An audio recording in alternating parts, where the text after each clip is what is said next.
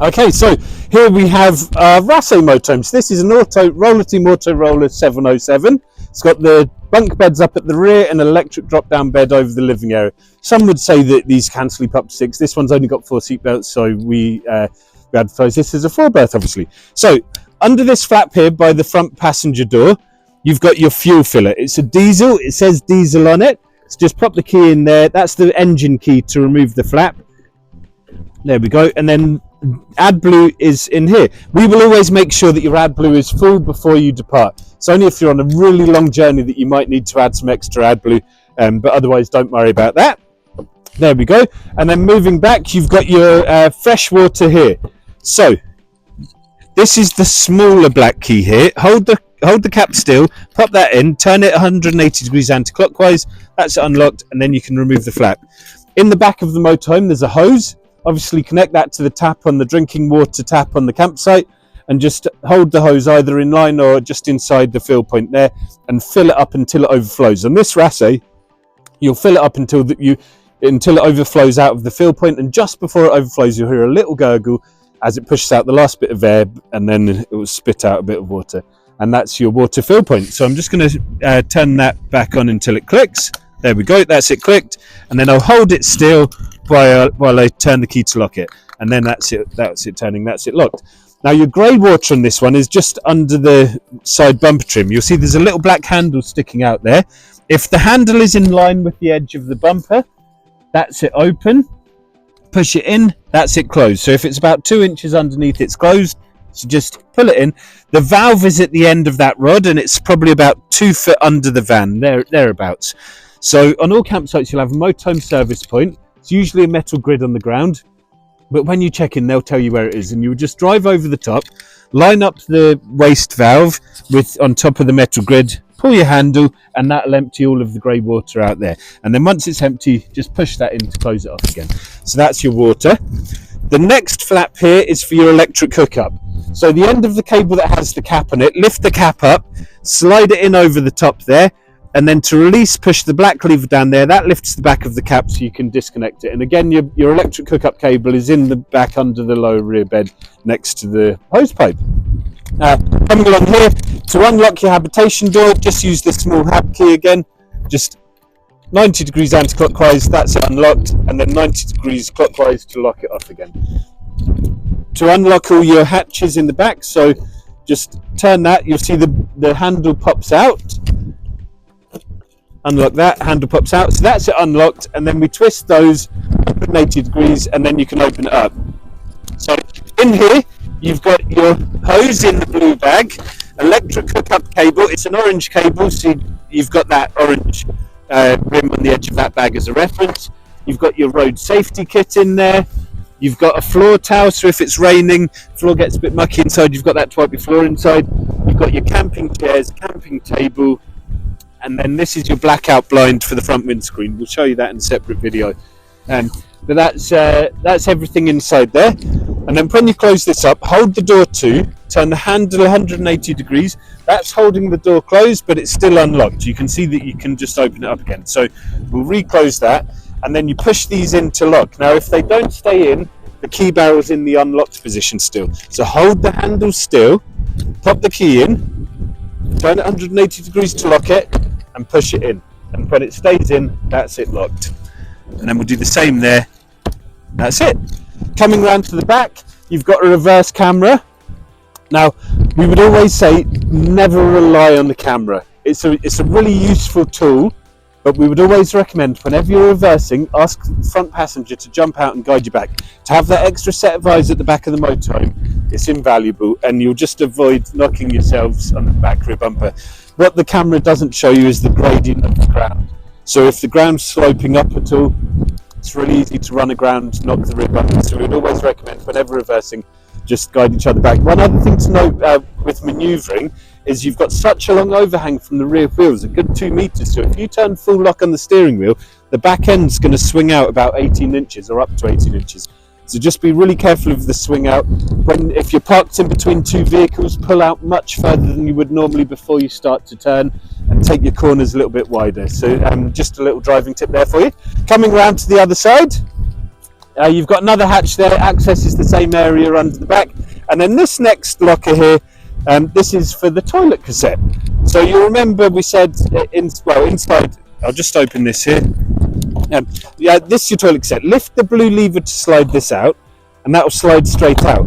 If on the inside there's a grey lever to open and close the hatch for the toilet. Now if that's in the right hand position, left open, you won't be able to remove this cassette. So if that doesn't slide out really easily, just jump back inside to the toilet, pull the grey lever to the left to close it off, and that'll slide straight out. Pull it round, undo the blue cap there, and then push the blue button there to stop the air vacuum, and it'll empty a lot quicker and easier. And obviously empty this into the chemical disposal on a campsite. It's the only place you can empty these. Once you've emptied it, you will then fill that cap. The top line says 120ml. You need 100ml, but you can just fill that cap with the green toilet chemicals, which are in the back here. I'll show you those in just a moment. Pour it in, make sure it goes right inside, and then it's good to go again. And then just slide that straight back inside. If you've accidentally turned that to the side before pushing it back in, make sure that's always closed in line with the cassette so that it slides straight in. And that's your toilet cassette. I'll just show you in here quickly your toilet chemicals. Unlock that. Unlock that. We always use green eco chemicals, obviously based in Scotland. So many of the campsites in the Highlands are on septic tanks. So they'll only allow you to use the green eco chemicals. So we'll just open this up here, and then in the back there, that's your green eco chemicals there. On the bottle it says 100 millilitres and add 1 litre of water. We don't tend to add a litre of water because as soon as you start flushing the toilet, you're adding water into it anyway. So you've just wasted a litre of your capacity essentially. So that's your toilet chemicals.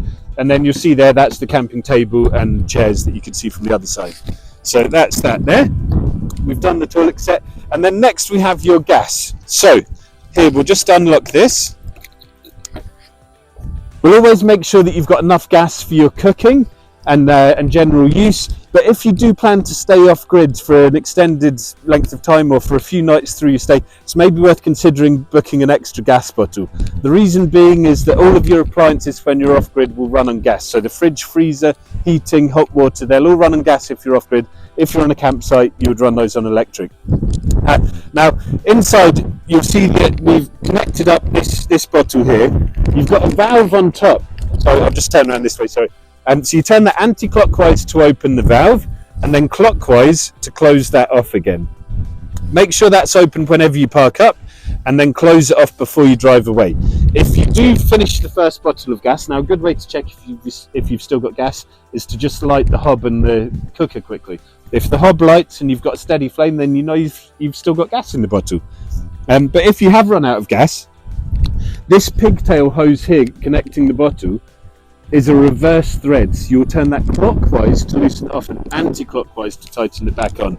And it does say open and close with arrows, so it's kind of self-explanatory, but we always like to point that one out. So that's your gas in there. And then last thing to show you down here is just an extra locker that has your levelling blocks inside. So we'll just open that one up there. There we go. And then inside you have a bag with 2 levelling blocks. So you can just, in fact, I'll just pull these out quickly.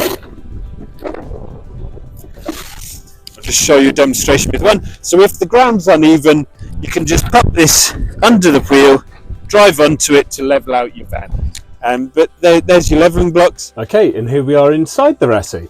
So up above the door here we have the control panel. So I'm going to push the home button to turn this on. And now we'll wait until you see the white Bluetooth sign come up in the top right of the screen. There we go. And we're going to wait another few seconds. If you push any of the buttons too quickly, it hasn't finished loading properly, and you'll just need to turn it off again and reboot it. So best to just wait a few seconds after seeing that. So first we're going to click into resources in the top left, and you'll see the starter battery is 12.7 volts. Leisure battery is 14.6. So this is over 100%. So we know this is currently taking a charge through the solar panel. 100% is about 12.9 to 13 volts. An empty battery, just for note, is about 11.5. Once you're down to about 11.8, you've probably only got about 10% of your battery left. So at that point, if you're off grid, we'd recommend just start the engine, turn it over for 20-30 minutes, give it a good charge. And if you're on a campsite, just make sure your hookup's connected properly. Starter batteries would tend to sit between 12.4 and 12.7 volts, and they obviously charge as you're driving. So the water over on the right hand side, this, when it's full, it will be 100%, and then it drops to 66%, 33%, and then 0. So this is actually sitting above 2/3 of a tank. Yes, that's your water levels there, and you can either push the back arrow or home to come back to the main screen. On the bottom left, we have your switches, and then on the left hand side there, we have your water pump. So you need this on for any of your taps to work or the toilet flush to work. The outdoor light, that's a light up above the door on the outside. Just give that a good push there. There we go. And then interior light. This is effectively your internal 12-volt power. So you need the interior lights on for your TV 12-volt power to work as well. And then we're going to push home here to come back here, and we'll click into room climate. So I'm going to click into heating on the left-hand side there.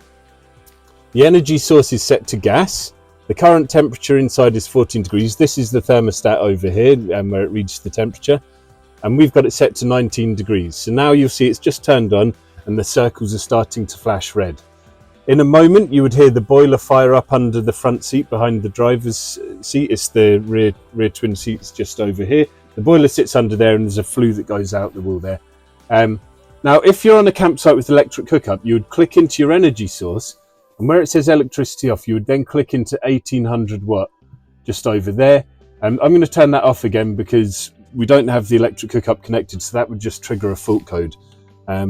You can run it on gas and electric if you're on a hookup as well, if it's really cold. But during the spring, summer, and autumn months, you should be fine just running it on electric if you're on an electric hookup. So then I'm going to push the back arrow here. Come here.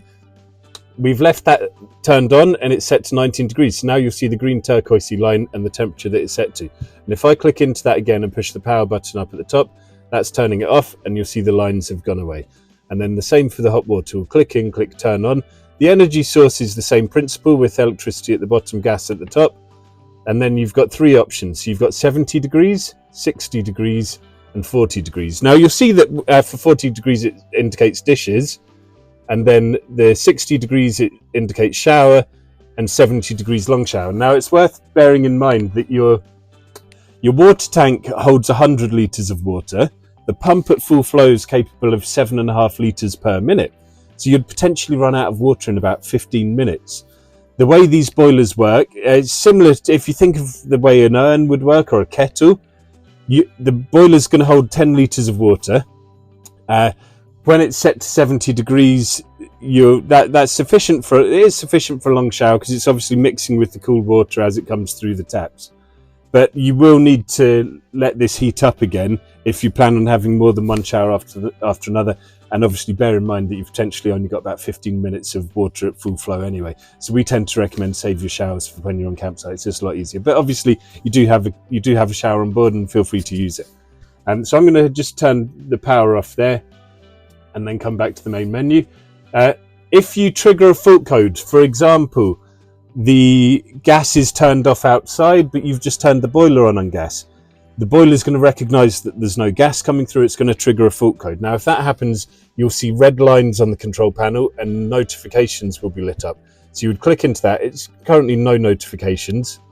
But if there is one, click the arrow to click into the notification. If it was no gas, just jump outside, make sure your gas bottle's turned on. A good way to double check if you do have gas is to just lift the hob here and just light the hob. If you have a good flow of gas coming through, like so, then you know that your gas is on. So that's a great way to double check if your gas is working or not. And then just click declare issue resolved and reset it. Sometimes you need to turn the control panel off and on again just to help that process. But that's your main control panel right there. Now we're in the kitchen area of the Rassay. So obviously just showed you in the previous video, you've got your hob here, 3-ring gas hob.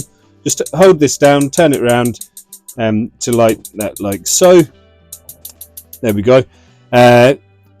You obviously need to make sure that you've got your gas turned on outside at the bottle first before turning on your hob. Underneath we've got your oven and grill. So we always find that if you want to use the grill, it often works better just lighting the oven first, turn it off and then fire up the grill. So Here we've got the knob on the right hand side there, so I'm going to turn. I've just turned. I've just leant on the light switch there. That's helpful though. Turn this anti-clockwise to the temperature that you want. Hold that in. Push the ignition, and then that's the oven on. You can see in the back there the flame there, and then I'm going to turn that back to the middle to turn it off, and round to the right to the flame for the grill. There we go, and then that's the grill on there. Now, if you're using the grill, can you keep the oven door fully open? Make sure that's pulled back there. It just stops the heat rising. So if the door's up like so, it will push the heat up and it can melt the controls and damage the worktop. And if you close the door, that will cut out the flame anyway, because grills aren't designed to be used with the door up and closed. They're just designed to brown off the top of, say, for example, a lasagna. So they're always designed to have the door open for the way it pushes the heat from the top of the oven. So that's your oven there. In here, you've got some little racks. So just lift that lever there and you can slide that rack out. Now we leave washing up liquid cloth sponge in there for you. And up on top of the worktop, you'll notice you've got a little welcome pack. So you've got some bottled water to get you on your way. You've got some fresh coffee for the cafetiere, selection of nice tea bags, some shortbread, tablet, some sugar, salt and pepper, and a few extra little goodies in there. Up above, to open these cupboards, twist the top of the handle towards you, pull the door open. Now, with these, if you've got anything heavy up here, and we do, we recommend open this slightly and just feel if anything's leaning on the door ready to fall out, because you've got your glass hob cover here, delicate worktop, and if there's anything leaning on the door, just reach your hand inside, get ready to catch that. So in here, you've got your glasses, you've got fresh cafetiere for the fresh coffee. And in this side here, you've got your whistle kettle, some plates and bowls, and then over here, you've got other storage for food and what have you. Down in this cupboard here, open this one up, you've got your cutlery tray with cutlery utensils. Underneath, I'll just lift that lever there to slide that one out. You've got pots and pans, some other utensils and things. And then up here, you've got chopping boards, grater, jug, bowl, and all of those things. So that's all of that in there. Okay, and over on this side we have your fridge freezer. So I'm going to push the black square button there to turn on the power. So this is currently set to gas and it's running on 3 bars. 3 is generally about right. Sometimes you might want it on 4, but we would find if you set it to 5 bars, that's going to be too cold. Your regular lettuce will turn to an iceberg lettuce. Yogurts would turn to icicles. It really can get too cold. So if you've got a blue light in the middle of the power button, the fridge is on. If this is red, it's standby. These lights will disappear when the fridge is running. Normally it kind of goes into sleep mode, but you know that the power is still on there because you've got the blue light. If this is red, it's off. So we'll tap the white square to see what we're set to. Currently set to gas. I'm going to hold the white square button in until it's only the power source flashing, in this case the gas, and then I'll move it over. So you've got a battery setting there. That only works when the engine's running. It's effectively the alternator. And then the next one is your plug. That's for when you've got the electric hookup connected. That's 230 volts. And then the next one is A for automatic. So I'm going to select A for automatic. I'm happy with 3 bars, so I'm going to push the white square again. If I had wanted to change it from 3 bars, I'll show you how you do that. Hold it in again, reselect the power source, in that case A for automatic, and then when the power level's flashing, then you can move it up and down like so and reselect. So the automatic setting has triggered the gas, or found that gas is the only power source available, and we've got the blue light to say it's on there. You're probably best off leaving it running on automatic. If at any point you notice that you've got a red light in the middle of the power button and the fridge is off, just have a little think why. If you're off grid and you're stationary, is your gas turned on? If you're on a campsite with electric hookup, do you actually have power coming through the electric hookup? If that's set to the plug and it's not working, then more than likely you do not have power coming through your electric hookup. Another way to double check that actually is over on the control panel, you'll see a little picture of a plug up on the top of the control panel there if you do have power coming through. And you could always put a plug in a regular plug socket. So you've got a regular plug socket just up under there, another one around by the TV, another one under the sofa around under the table. So that's an easy way to check if you've got electric coming through. Often campsites where you plug in the electric hookup, they'll have a little switch that you need to turn, trip switch to flick.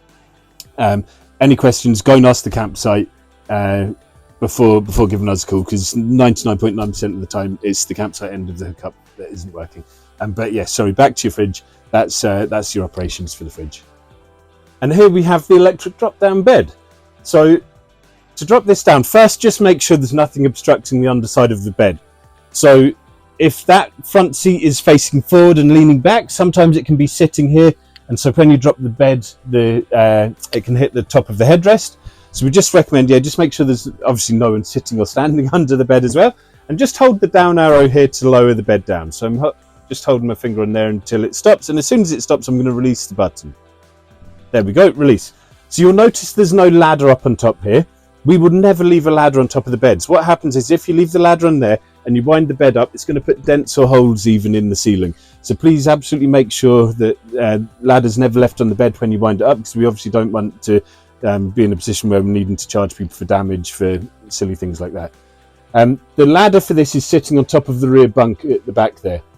The ladder for the electric drop-down bed is the one with the larger hooks, and you just hook the ladder over the edge of the metal side of the bed there. Another thing to note with this bed is you've got nets underneath. So if you've got young children in the bed, you can pull this net out and just hook it up here, adjust the straps to suit. Obviously, if adults are in the bed, if you don't fall out of bed at home, then you probably won't fall out of this bed, so no need to use them. But yeah, just if you've got young children in there, it's a great safety net there. One thing to note, if you have pulled that out, under this end of the bed, you've got the roller for the straps. So you just want to make sure that none of these straps are falling down under the slats. So just make sure they're folding back over the top of the net, like so. There we go. And then in the morning, just make sure your duvet's relatively flat and level with the bed. With this Rassay, you can leave the duvet and pillows on the bed. And then when you wind it up, as soon as you see the pillows get to the ceiling, just release the button, and that's it. And then you're good to go again. There we go. Now here we have the big central table in the Rassay. To open this table out, hold the frame underneath and just slide the top of the table round 90 degrees like so, and then fold it over. Now something to bear in mind is you've only got a single leg under this table, which obviously you can see it's positioned about there. So putting any weight on the table, you're fine pushing there, but if you've got someone sitting over here, you really don't want them pushing on the table to help themselves stand up or anything like that, or leaning on the table to lean over, because it's going to wobble the table, it's going to get loose and damage it. So I would just say please avoid that. Now under the table, if you just bring the camera down below, you'll see there's 3 levers. So up at this end, you've got a lever there, and at this end you've got a lever there. So if we loosen those off, now you can see the table will move left to right this way.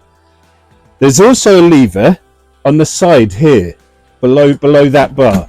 So that lever there, loosen that one, and then the table will slide back and forth this way. So now, if we just come up, you'll see that you can move the table all around. The lever under the side there, if we lift that down there, then you can move it round this way, like so, and you can bring it all the way around here. So you can position the table pretty much anywhere you like. So it's a really great feature, but yeah, just be careful not to put too much weight on the opposite side of where the leg is. But that's your fold out table. Okay, so here we have the toilet and shower in the Rassay. So I'm just going to lean down here on by the way, these toilet seats, you can swivel them round to suit the angle that you want. I'm just going to lift the toilet lid there, and you'll see in the bottom of the toilet there's a black disc. So before you use the toilet, pull the grey lever on the front over to the right hand side. That opens the flap there down into the waste cassette. Use the toilet as you would normally, and then just push the blue button behind to flush, and then once it's all drained down, pull that back to the left to close it off. You need to make sure that grey lever, the flap, is closed before you try and remove the cassette on the outside to empty it. One thing to note with the toilet is you've got a little green indicator on the back left-hand corner of the toilet. If that turns red, the toilet cassette is full. Stop using the toilet, otherwise it's going to overflow and you'll be mopping up your own toilet waste. It's not pleasant. So please make sure you empty it before that turns red. But one other thing I would say is don't rely on that turning red to notify you that the toilet is full. Every time you use the toilet, you're going to see the toilet waste filling up. And if you see it get to within about 1 or 2 centimeters of that flap, that's full. Stop using the toilet at that point. Make sure you empty it. If it gets up to that, in line with that flap, it's going to leak out over the cassette underneath the toilet. It's a really messy job, and potentially even need to remove the toilet. So yeah, we'd just say please avoid letting the toilet overflow on that. But yeah, that's your toilet. And then round on this side, you've got your shower. So to use the shower, just lift the wooden grate out from the shower tray, undo these two rubber straps here, fold your screen round there, and then the tap here in the sink doubles up as a shower. So you can just pull that out and push the grey rubber button up at the top there to turn it to a shower spray instead of a tap spray, and then just push that side there to turn it back to the tap spray. And then just under the cupboard here in the toilet, you've got your light switch just there. Here we have the TV, so I'm just going to slide the lever here over to the right or inside, and then you can pull the TV bracket out. Up above here we've got the remote control, so I'm just going to turn on the power. These are smart TVs, so you can either connect it to Wi-Fi on a campsite or a hotspot on your phone. Once you've got it turned on, just wait for that to load up. Push the settings button at the top of the controller there, and then you'll see the menu come up here. We're going to scroll down to the globe, push the round button in the middle to select. That's it, just loading up. And then we're going to come across and down to Wi-Fi connection, push the round button to select again, and then you can connect onto the Wi-Fi network or hotspot, whichever you've got available. And that's it. And then once you've loaded it up, push the home button, and then you'll see you've got all of your apps there. So YouTube, Amazon Prime, Netflix, iPlayer, ITVX, Spotify, you've got it all on there. So great TVs. But yeah, you just either need Wi-Fi on a campsite or hotspot on your phone.